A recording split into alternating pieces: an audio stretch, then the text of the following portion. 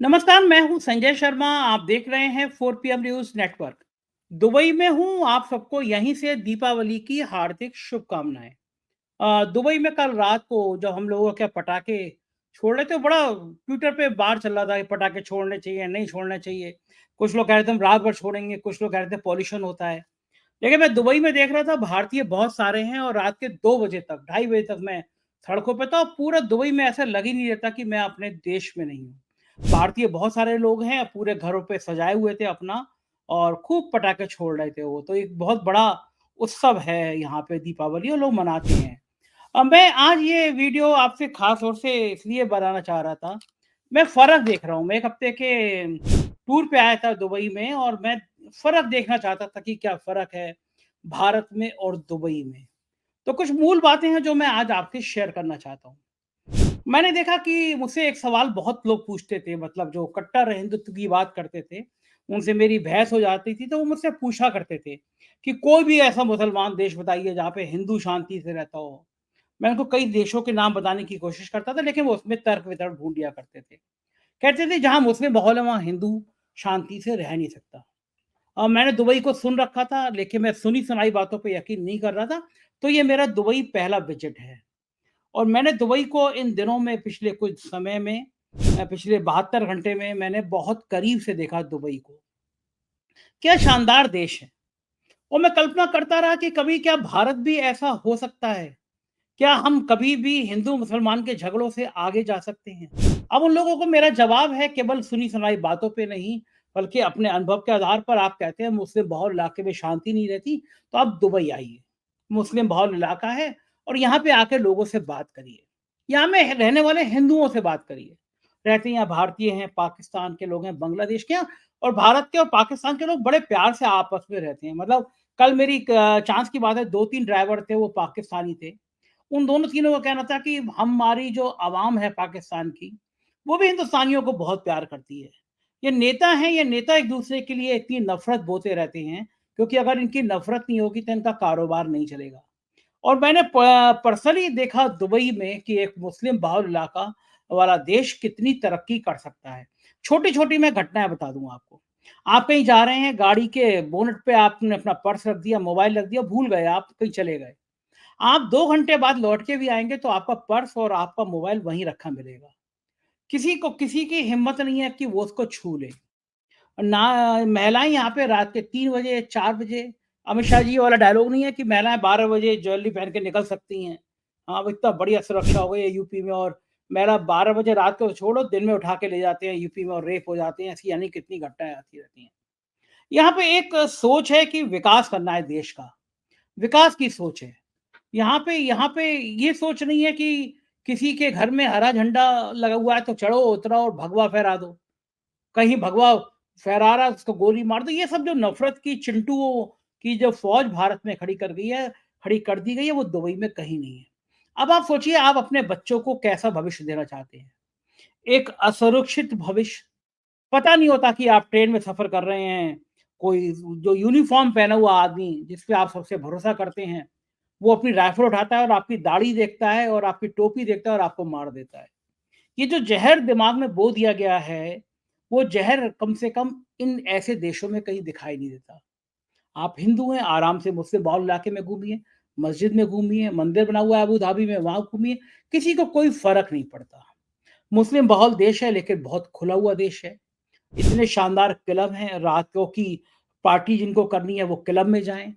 Club में जैसे मैं नहीं सोचता कि भारत का कोई भी क्लब इतना मॉडर्न हो सकता है जैसा दुबई के क्लब हैं। मैंने जाके देखा उन क्लब में भी, मैंने पार्क में भी जाके देखा, मैंने इनकी स्टीमर भी देखे और मैंने इनका दुबई को महसूस किया। मॉल में जाइए आप, दुबई मॉल शायद दुनिया के सबसे बड़े मॉल में एक होगा। क्या विकास की सोच है। एक दुबई फेस है। आप इतनी ऊँचाई तक आप लिफ्ट इतनी तेज़ी से चलती है, बुर्ज खलीफा है। मतलब पूरा देश एक ऐसी सोच पर है जो विकास की सोच है। और हमारे नेता क्या करते हैं? हमारे नेता कहते हैं जब वोट आता है तो कहते हैं कि अगर कांग्रेस के घोषणा पत्र में है, तुम्हारी सारी संपत्ति मुसलमानों को दे देंगे। ये तुम्हारी टोटी खोल के ले जाएँगे, ये तुम्हारी बकरी चुरा के ले जाएँगे, ये तुम्हारे जेवर बेच के ले जाएँगे। एक हमारा नेता केंद्रीय मंत्री है, वो बात-बात पे कहता है कि पाकिस्तान चले जाना चाहिए, पाकिस्तान चले जाना चाहिए। मैं कई बार सवाल करता हूँ कि ठीक है भैया, जो आपको लगता है कि जो देश में सेकुलर बात करता है, उसको पाकिस्तान चले जाना चाहिए। तो पाकिस्तान जाना क्या कोई बहुत बड़ा गुनाह है, नरक है क्या पाकिस्तान जाना? हमको तो याद है हमारे प्रधानमंत्री 2014 से पहले हर जनसभा में कहते थे कि हमारा शहीद हेमराज एक बहादुर सिपाही था जिसका सिर काट के पाकिस्तान के लोग ले गए थे, आर्मी ले गई थी। हमारे प्रधानमंत्री जी ने घूम-घूम के कहा कि भाइयों और बहनों, सरकार ऐसी, हुकूमत ऐसी होनी चाहिए, नहीं होनी चाहिए, जो पाकिस्तान में घुसकर शहीद हेमराज का सिर वापस लेकर आए। अब बताइए देश में रहने वाला ऐसा कौन-सा नागरिक होगा जो ये मना कर देगा कि हुकूमत ऐसी नहीं होनी चाहिए? हुकूमत बदल गई, साहब सत्ता में आ गए, अब लोगों को लगा अब तो प्रधानमंत्री पद की शपथ ले रहे हैं, शपथ लेने के 1 महीने के अंदर पाकिस्तान में घुसेंगे साहब, लाल-लाल आँखें करके और घुसेंगे और हेमराज जी का सिर जिस अवस्था में हो वो लाके उसका दाह संस्कार करेंगे। लेकिन हुआ क्या कि जब शपथ ग्रहण हो रही थी हमारे साहिब की, तो उसमें हेमराज का सिर जिसने कटवाया होगा उन प्रधानमंत्री जी को न्योता दिया, नवाज़ शरीफ को न्योता दिया। अब लोग हैरान कि इनके इशारे पे तो हमारे हेमराज का सिर काटा गया, उनकी आर्मी ने, उनके आतंकियों ने, और ये तो उल्टा उल्टा उनको न्योता मिला हुआ है। क्या बात वहाँ खत्म नहीं हुई? कुछ दिन बाद हमारे प्रधानमंत्री जी विदेश से लौट रहे थे, उस समय विदेश मंत्री ज़्यादा थे, अभी भी विदेश मंत्री ज़्यादा हैं प्रधानमंत्री से, और लौटते-लौटते बोले कि जहाज़ जो है पाकिस्तान में उतार दो, मुझे नवाज़ शरीफ को हैप्पी बर्थडे कहना है। अब लोगों ने, भक्तों ने कहा देखो ये होती है कूटनीति, क्या प्रधानमंत्री है, हमारा पाकिस्तान में जाके बर्थडे कह रहा है, संबंध अच्छे होंगे। अचानक उतार दिया, लोगों ने कहा अचानक उतार दिया, लेकिन जब जहाज से गिफ्ट उतरे बर्थडे के तो पता चला कि ये तो प्लान था कि हमें गिफ्ट करना है, उनकी अम्मी को बधाई दी, अच्छी बात है, किसी की माँ को बधाई देनी चाहिए। लेकिन पाकिस्तान ने उसके बाद हमें क्या दिया? पाकिस्तान ने उसके बाद में कई सारी दिल को लगने वाली घटनाएँ दी। तब गिरिराज किशोर ने कभी नहीं कहा, पूछा कि हमारे प्रधानमंत्री जी पाकिस्तान क्यों चले गए? क्यों आखिर इतना लाड़ आ गया? पाकिस्तान की एजेंसी को पुलवामा अटैक के बाद में कहाँ-कहाँ जाँच करने के लिए, उड़ी के हमले के बाद में कहाँ-कहाँ जाँच के लिए बुला नहीं लिया गया। और अभी पिछले दिनों हमारे विदेश मंत्री पाकिस्तान गए। उनके चश्मे के ऊपर हमारी गोदी मीडिया लहू-लुहान हो रही थी। क्या क्या लो लाल हो रही थी, क्या चश्मा है, चश्मे का एंगल देखिए, पाकिस्तान चश्मे से डर गया। ऐसी-ऐसी खबरें गोदी मीडिया चला रही थी।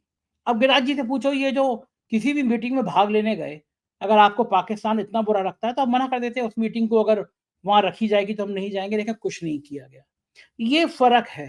तो मैं दुबई की बात कर रहा था कि दुबई में इतना खुलापन, कहीं कट्टरता नहीं। आप अपने धर्म का, जो धर्म का आचरण करना चाहते हैं वो करिए।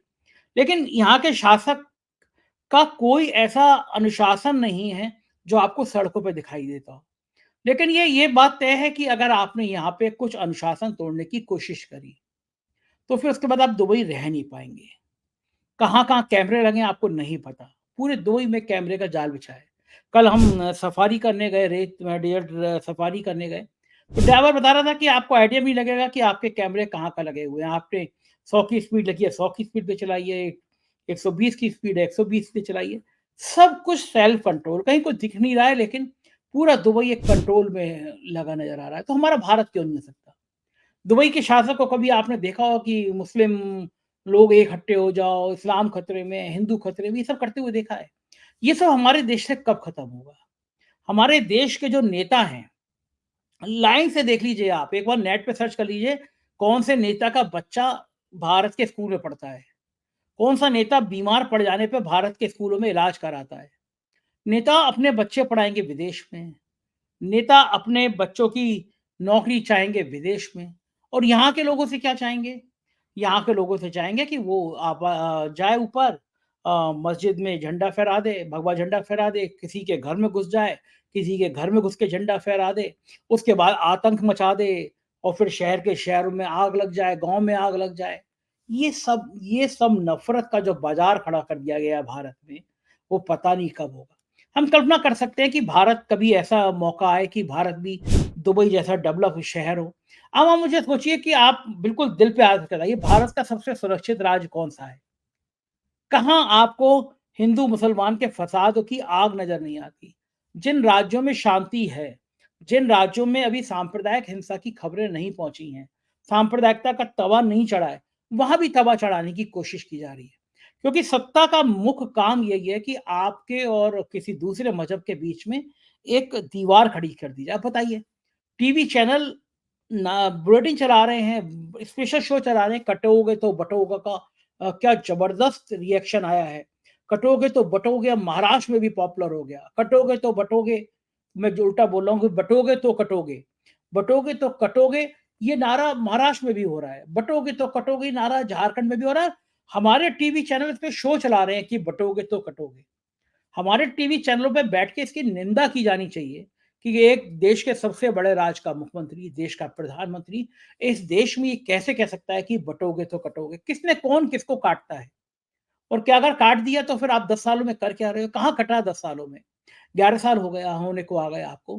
कौन-सी जगह पे केवल इसलिए कट गया कि बँट गए थे हिंदू? आप हिंदू को दलितों को आप मंदिर में नहीं चलने देंगे। दलितों को आप घोड़ी पे नहीं बैठने देंगे। क्यों आपने राम मंदिर का पुजारी ब्राह्मण बनाया? ब्राह्मण में कोई लाल लगे हुए हैं? अगर आपको इतनी अच्छा लगता है, आपको लगता है कि बटेंगे तो कट जाएँगे, बाँटना नहीं है, तो एक संदेश देते। राम मंदिर का पुजारी दलित बनाते। कहते कि देखो भैया राम भगवान राम ने शबरी के झूठे बेर खाए थे। तो हम उस समुदाय का एक व्यक्ति आज पुजारी बना दे रहे हैं। आपको जब मुख्य जगह बैठाना होगा, तो आप ब्राह्मण को बिठाएँगे, आप ठाकुर को बनाएँगे, आप बनिए को बिठाएँगे। और जब आपको झंडे फहरवाने होंगे, तो आप किसी किसी ऐसे आदमी को जब आपको कावड़ यात्रा निकालनी होगी, तो आप पिछड़ों को, दलितों को ऐसे ढूँढेंगे। क्योंकि आपको लगता है कि ये समुदाय तो वोट देने के लिए है। इस समुदाय से आप ये अपेक्षा नहीं करते कि वो समुदाय भागीदारी चाहेगा। तो अब आप अगर पिछड़ों और दलितों में एकता बन गई है, तो आप ये नारा देना चाहते हैं कि बँटोगे तो कटोगे, क्योंकि इस नारे से आपकी दुकान चल जाएगी ऐसी आपको आशा है। तो क्या ऐसी उम्मीदों के साथ क्या दुबई बन सकता है? भारत का कोई भी राज्य दुबई बन सकता है? ऐसी नीट एंड क्लीन सड़कें। हमारी गाड़ी जा रही थी, हमने कहा यार टोल टैक्स नहीं लगते।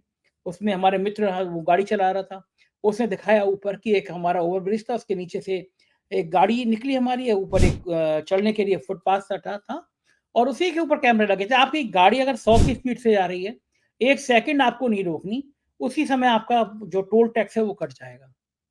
और हमारे यहाँ दिल्ली, गुड़गाँव में चले जाइए आप रास्ते में, नोएडा की तरफ चले जाइए, टोल टैक्स के नाम पे किलोमीटरों की लंबी लाइन लग जाती है।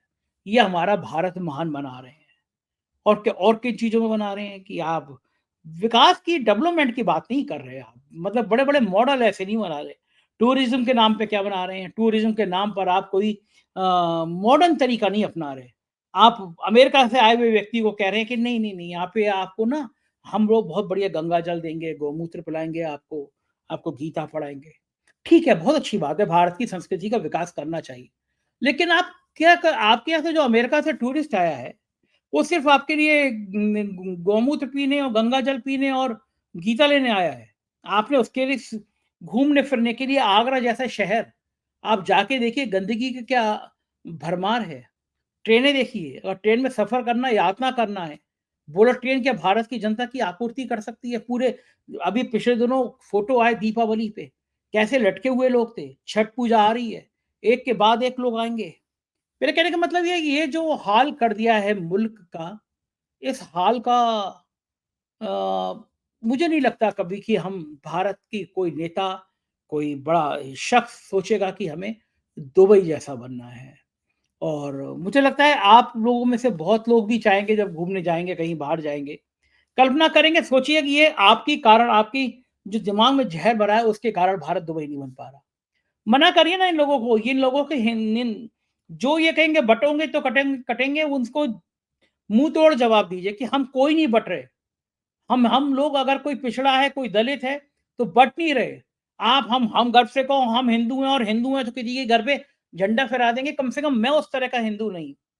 मैं कभी उस व्यक्ति को समर्थन नहीं कर सकता, जो किसी के व्यक्ति के घर में जाकर उसका झंडा फहराए।